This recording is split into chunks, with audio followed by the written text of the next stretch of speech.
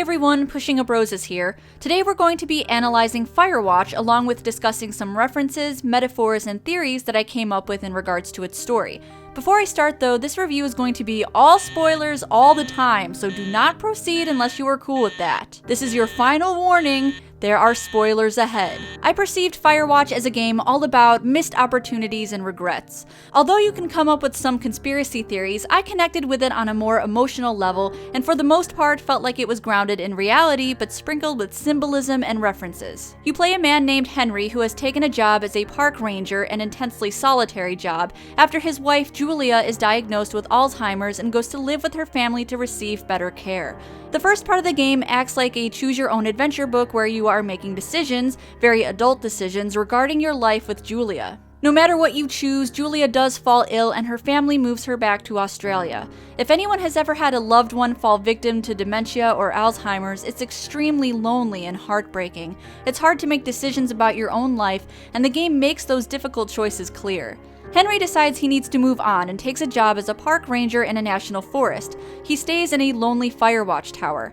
His only contact is a woman in a different sector named Delilah. I connected with her character right away. A flirty, snarky, swearing woman who, if you decide to respond in flirty ways with her, takes a liking to you. So it's just the outhouse then, in terms of going to the bathroom? You're a man, Henry. You can go wherever you want. Well, number one at least. And, full disclosure, I pee wherever I want as well.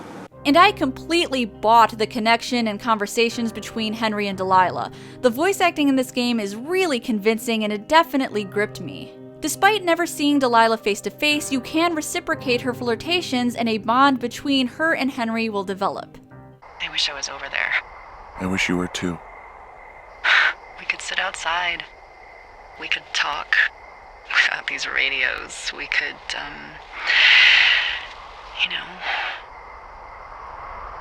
What? What could we do?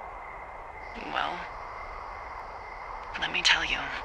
Despite their bond, the narrative in this game brings the relationship between Henry and Delilah to a halt. At the end of the game, both Henry and Delilah talk about the complications in their lives. Henry has a sick wife, and Delilah, despite her feelings, doesn't want to intervene.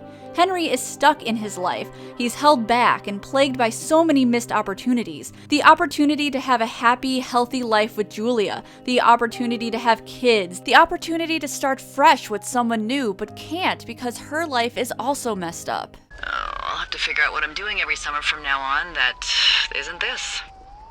You're not coming back? No. And you'll have to... I don't know. Yeah. Me neither. I don't know what's next. So what is Delilah's story? Well, I think she's an interesting character. She has an excellent sense of humor, and like Henry, seems to have taken a liking to her withdrawn life as a park ranger. Henry, there's something someone should have told you about this area. What is it? It's outside.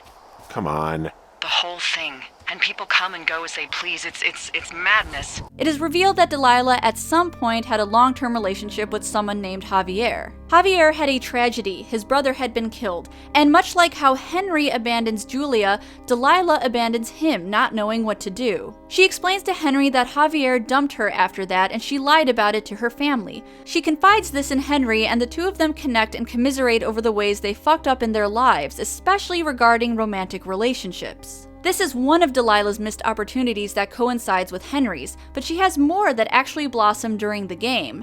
Before Henry takes this job at Two Forks, another guy named Ned lived there and was the park ranger.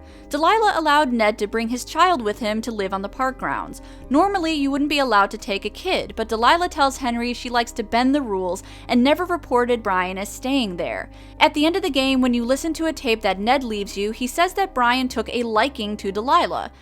Delilah, she's a record you don't gotta flip. I kinda get why Brian took to her. Doesn't that sound like something someone would say about a potential step-parent? And who would you bend the rules for, especially when it comes to kids? well, you'd bend the rules for a lover or a boyfriend. My theory for Delilah is that she had a romantic connection with Ned, who was an awful father. She reacts oddly when Henry mentions he finds a backpack with Brian's name stitched onto it. And she also reacts hostilely when Ned is mentioned. I have strong reason to believe that Delilah had some kind of romantic connection that went sour with Ned. It would make sense to me that Delilah has a pattern of connecting romantically with other park rangers, just like Henry. I even suspected that she may have had romantic ties to one of the other rangers that worked there. When he is mentioned, she responds in a somewhat bitter tone, saying that all he wanted to do was drink and chase tail. She claims she doesn't know this park ranger named Ron, but I wonder if that's true.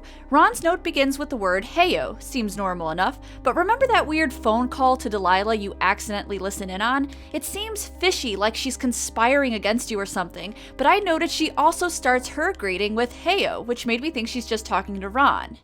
Heyo. I don't think so. Why, have you? But who knows, maybe people out in Yellowstone always address each other with heyo. It's just a theory. A game theory. At the end of the game, you find Brian's body, allegedly having fallen down a steep shale wall in a cave, his death never reported. When you tell Delilah you found his body, she is overcome with guilt. She doesn't want to deal with the cops and feels that it is her fault that Brian died, having never reported him staying with Ned in the first place. She, once again, much like Javier, missed an opportunity to help someone she loved, but instead messed up and feels like these things will be on her conscience forever. I fucking know it's my fault.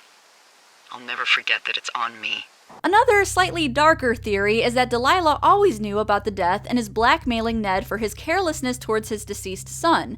It's apparent that Delilah hates Ned and cares for Brian. Perhaps Delilah wanted to out Ned, but played dumb because she didn't want Henry to know her exact involvement. So she, having access to a lot of the keys and equipment, leads you to the cave. It could be that she was partially responsible for Brian's death, whether accidental or purposefully, especially if she had a romantic connection to Ned, and wanted to make it seem like someone else was responsible when the body was found so she wouldn't have to deal with the cops, something she expresses concern about several times in this game. Here's an example showing Delilah's extreme reluctance to talk to cops. This is when some teens go missing in the park and she's hesitant to report it. It just seems weird.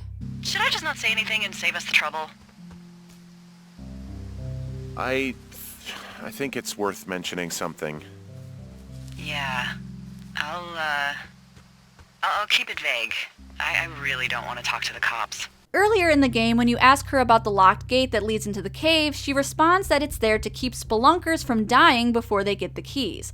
That's a weird response, almost as though she knows someone died down there. This is going to go slightly in the conspiracy direction, but I also think that Ned could be the one trying to lead you into the cave. Even though he was careless and is portrayed as a bad father throughout the narrative, maybe his missed opportunity was never facing his demons about his dead son. The game would like you to believe that Ned is doing everything in his power to keep you away from the cave, but if that's the truth, why is he so careless? Here you find his clipboard with incriminating notes that show he has been listening to your conversations with Delilah. Why would someone who is trying so hard not to be found leave such an important clipboard right out in the open, especially since he knows that Henry often comes to the lake and has been tracking him? Of course, there is also the theory that Ned is suspicious of you on top of being resentful of you for getting close to Delilah. He even makes notes of your romantic interactions with her, recording your personal conversations, and wants to lead you to the cave to lock you in it, leaving you to die alongside Brian's body. Let's talk about some of the references in this game and what they could symbolize. You can find all of these mystery books around the grounds written by Richard Sturgeon. Among all of these books is Jane Eyre, a classic novel written in the 1840s by Charlotte Bronte.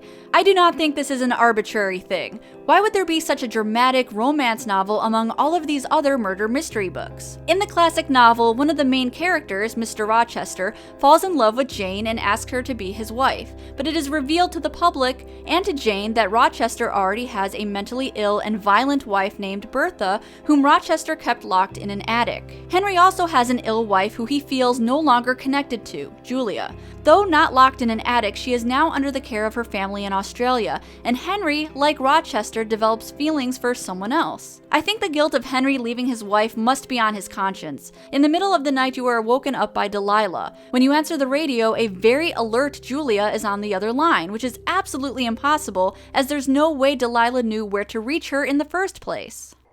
Are you having a nice time? I don't know. There's some weird stuff going on. Oh, that's too bad. It almost seems paranormal, but when you wake up, Delilah says you called her on the radio in the middle of the night talking about Julia. I think Henry was dreaming, or his subconscious was playing guilt tricks on him for attempting to have romantic relations with another woman while still married to Julia. Julia even says in the dream, "Delilah seems nice," a rather odd response. Another interesting parallel to Jane Eyre is that in the story, Bertha commits suicide by setting the house she and Rochester share on fire. I think that is a major connection to Firewatch in very obvious ways. Your job as a ranger is to watch out for fires, which is pretty interesting when you make the Rochester-Henry comparison. Let's get back to these books for a second. Why are there so many scattered around the park grounds? I was really curious about that, and I think I came up with an interesting theory on what they could represent. This game likes to play with you. There are things that make you believe there are a bunch of conspiracies going on, but in reality, perhaps there is only one true narrative, and it's not as cryptic as you may think. The mystery books, the ones with the cool covers and intriguing descriptions on them, represent the more involved conspiracies, and Jane Eyre, the book without an illustration on the cover or a plot synopsis on the back, represents the story at face value. Jane Eyre, the story about emotions and tragedies, the book that I concluded is the most direct reference to the characters, represents the true narrative, whereas the cooler looking mystery books that you can find in abundance represent the curveballs the game throws at you. One more thing I found interesting is Brian's love for tabletop RPGs and roleplay in general. In your desk you can find an orc map that Brian drew, a 20-sided die, and a hideout where you can find his character sheet. I feel like these characters in the game are taking on different roles in a sense. Brian taking the role of a strong, fantastical character to make his life with his disapproving dad easier. Ned taking the role of a lonely hermit after his failure as a parent. Henry wanting a new life and taking the role of a park ranger. Delilah wanting romantic relations even though she knows it could never work with Henry. Even the way Delilah talks to Henry makes me think she is taking the role of a therapist, trying to give him advice on dealing with his situation. Henry, Look, you came out to put your memories behind you, and they're still right there in front of you. I think you should go to Julia, and then you can figure it out. Maybe put that typewriter to good use. Give me a sexy accent or something if you write about this. Maybe everyone in this game is just role-playing to make life just a little bit easier for themselves. I mean, fuck, aren't we all just role-playing a little bit? My overall analysis of the game is that it's not necessarily about conspiracies. I like it when a game isn't cryptic just for the sake of being so. I walked away from it feeling like it was showcasing a lot of human behavior and sad situations we find ourselves in as adults, and in that way, I find it extremely relatable. I think the game is enjoyable either way though. I think you can take the story and pick it apart and conspire about the characters and the narrative, but if you take the story for how it's presented, it hits hard.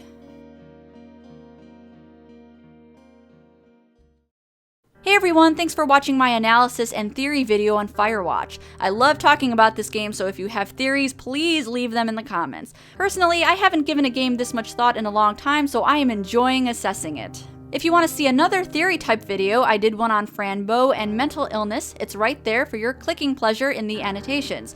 There's also social networks and Patreon. Thanks again, and see you guys in the next one.